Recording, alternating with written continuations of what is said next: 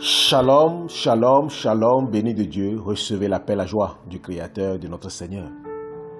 Votre frère, votre coach, Antoine. Béni de Dieu, en ce jour, nous allons répondre aux questions. Parce que plein de personnes nous ont envoyé des questions qui sont en attente de réponse. Béni de Dieu, sans plus tarder, je commence la toute première question. Une question qui nous a été envoyée par une sœur. Bonjour coach, je voulais vous poser une question. C'est normal qu'un homme couche avec l'enfant de sa femme, de sa cousine. C'est normal qu'un homme couche avec l'enfant de sa cousine. Si toi femme, tu es dans une relation avec un homme qui commet ce acte, quelle serait ta réaction? Vas-tu continuer cette relation ou rompre?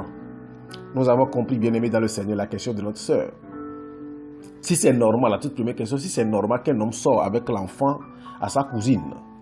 Et la deuxième question, si je suis dans de telles relations avec de tels hommes, est-ce qu'il faut continuer ou rompre? Béni de Dieu.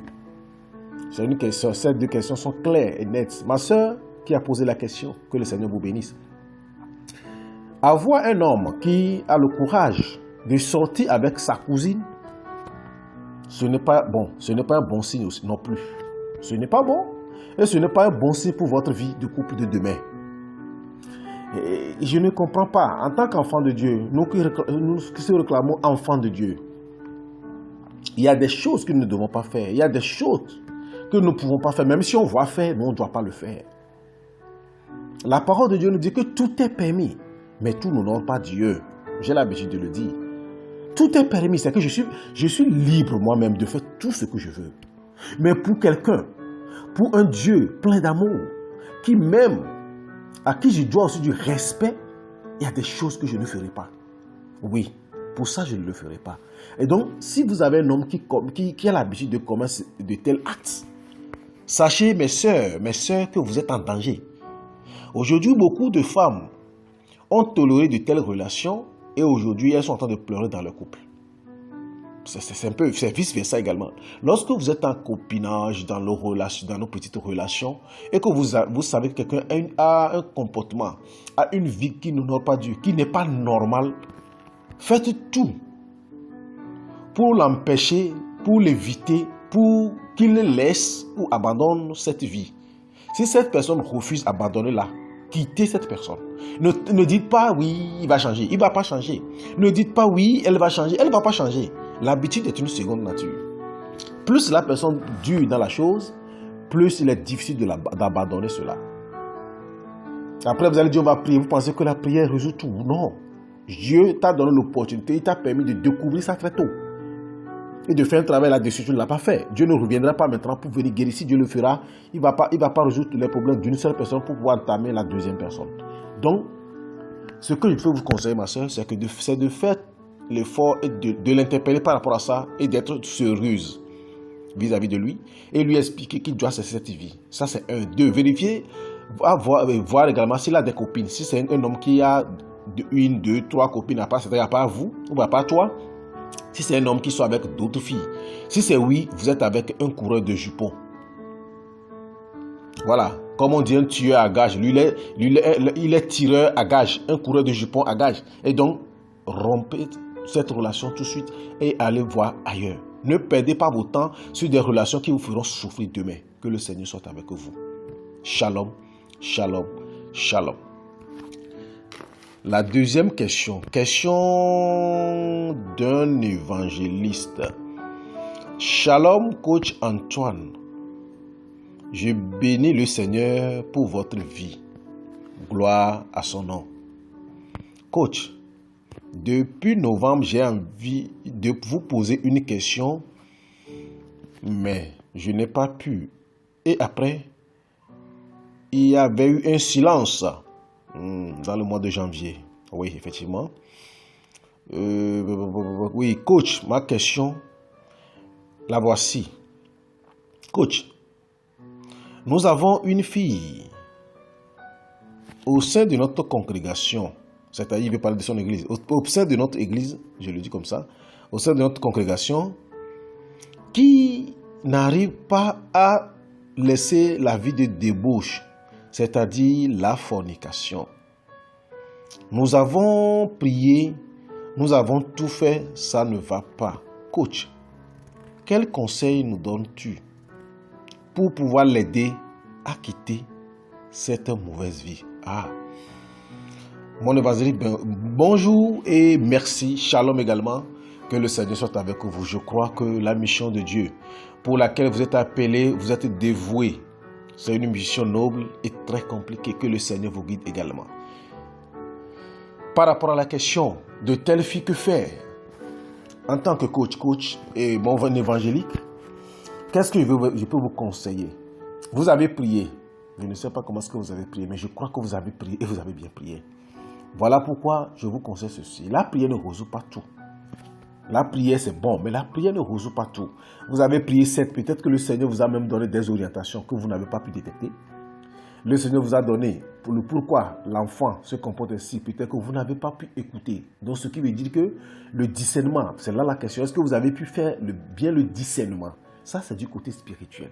Est-ce que vous avez pu faire le discernement? Ça, c'est 1. 2. Est-ce que vous avez discuté avec elle-même? Pourquoi elle pose de tels actes? Quelle a été sa réponse?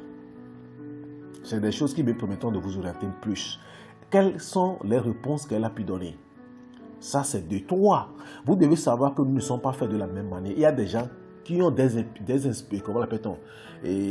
organismes qui sont tellement sensuels, sexuels. Est-ce que c'est un problème corporel? Est-ce que c'est un problème corporel ou organique? Il faut aussi analyser ce côté.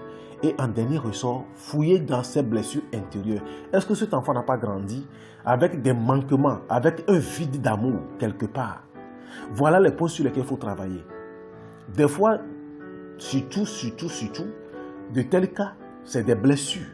La personne a un vide quelque part et que la personne veut combler ce vide. L'histoire de la femme samaritaine, mon évangéliste plutôt, vous maîtrisez, vous connaissez l'histoire là bien que moi. L'histoire de la femme samaritaine.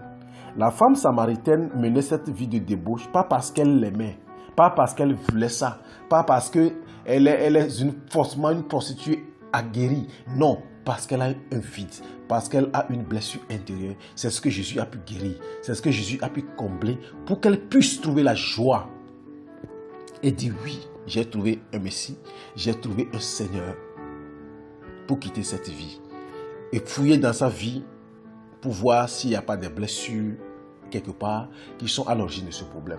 Et je crois qu'elle quittera cette vie. Et ça, je suis sûr. Ce que je peux encore ajouter, mon évangéliste, c'est que si la fille, elle a quel âge d'abord? Je n'ai pas demandé. Elle a quel âge? Si elle a l'âge de se marier, alors vous devez faire la prière du mariage automatique. C'est-à-dire, demander à Dieu de l'ouvrir tout de suite une porte de mariage. Demandez à Dieu de lui donner un mari tout de suite. C'est-à-dire que le Seigneur puisse arrêter ce problème par un mari, un homme.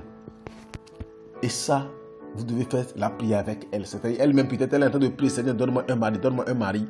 Et ça ne suffit pas. Donc, vous devez maintenant prier beaucoup pour elle, pour que le Seigneur puisse mettre sur son chemin un homme de vie. Que le Seigneur vous bénisse. Shalom, shalom. La mission continue, mon évangéliste. Recevez la paix dans cette émission. Et saluez-moi tous les fidèles de votre congrégation. Shalom, shalom, shalom. Shalom, la troisième question et la dernière question pour aujourd'hui, c'est la question d'un homme, la question d'un homme. Il dit, bonjour coach Antoine, j'ai un souci, mon cœur saigne. Coach, ma femme ment trop, elle me trompe dans tout. Coach, que vais-je faire? Ma femme me trompe dans tout. Coach, que vais-je faire? Il faut prier pour elle. Mon frère, je crois que tu vas à l'église. Je ne sais pas de quelle congrégation, de quelle église, de quelle confession religieuse, mais vous priez. Va vers le trône du Seigneur et soumets sa vie au Seigneur. Va soumettre le problème au Seigneur pour dire voilà ce que ma femme est. Ça, c'est 1. Maintenant, de 2, ma question c'est est-ce que votre femme était comme ça? Depuis votre copinage, est-ce qu'elle était comme ça? Ou bien vous n'avez pas eu le temps de discerner cela, ou bien vous n'avez pas pu détecter cela. Si vous savez, vous le savez d'avance, comme ce que je disais tout de suite, c'est que si quelqu'un est dans une vie et que vous êtes avec la personne, ayez le courage de changer la personne d'abord avant d'aller aux choses sérieuses. Ayez le courage de pousser la personne à abandonner certains nombre de comportements avant d'aller aux choses sérieuses. Je t'aime, c'est bon, mais je t'aime ne suffit pas pour vivre le bonheur conjugal. Si quelqu'un vous dit, si un homme de Dieu vous dit que l'amour véritable donne, l'amour de son partenaire donne le bonheur conjugal, il vous trompe. Il y a beaucoup d'éléments qui rendent le bonheur, la joie au foyer. Il y a l'amour, certes, mais il y a beaucoup d'éléments. Est-ce que vous voyez? Et donc, vous devez, si elle était comme ça, alors mon frère, tu l'as vu comme ça et tu l'as accepté comme ça. Donc aujourd'hui, tu ne peux que demander à Dieu de te donner le cœur pour supporter ça. Ça, c'est deux. Maintenant, la prière telle que je l'ai dit au premier abord, prier pour qu'elle ne puisse abandonner cet esprit. Des fois, c'est des démons, c'est des esprits qui sont à l'origine de ça. Il faut prier pour qu'elle puisse abandonner cela. C'est pourquoi il dit d'aller vers le trône de Dieu. C'est pourquoi il dit de prier pour ça, pour qu'elle puisse laisser cette vie. C'est ce que je peux te dire. Maintenant, si elle ment, si vous n'arrivez pas, je pense que bon, vous pouvez, après, on peut discuter en ligne pour voir comment on peut aussi l'accompagner. Je dis la même chose pour l'évangéliste. Si ça ne va pas, vous pouvez quand même, on peut quand même essayer de voir comment aider la sœur avec vous. Donc, monsieur, si vous pensez que à votre niveau, vous l'avez déjà fait un temps soit peu, peut-être avec l'homme de votre église, le prêtre ou le pasteur, si vous avez confiance, je pèse bien mes mots, si vous avez confiance et que vous savez qu'il peut vous aider, allez-y, il va vous aider. Au-delà de ça, si vous pouvez nous mettre aussi en contact pour qu'on puisse quand même donner quelques conseils, voir ce qui ne va pas, le Seigneur sera à l'œuvre. Que le Seigneur vous bénisse et que la main de Jésus-Christ soit avec nous tous. Que cette journée soit agréable. Ô Père Tout-Puissant, je te consacre mes frères et sœurs, ma famille. Ce sont mes familles, ce sont les membres de ma famille. Seigneur Jésus, toi qui es le Père de toute famille, par ton sang que tu as coulé sur la croix pour sauver l'humanité, que ton sang jaillit dans nos familles, dans chaque famille maintenant, Jésus, pour que les guérisons soient, les délivrances soient, pour que la paix, la joie soient semées dans nos vies, dans nos cœurs, dans nos familles. Toi qui es vivant, reçois la gloire maintenant pour les siècles des siècles. Amen. Shalom, votre coach Antoine. Tous ceux qui veulent toujours profiter de nos enseignements, de nos conseils et qui veulent poser des questions, c'est gratuit. Envoyez tout simplement la question ou nous demander de vous insérer dans notre groupe de diffusion à travers notre numéro WhatsApp, le 228 90 72 59 01. Que le Seigneur vous bénisse. Shalom, shalom, shalom.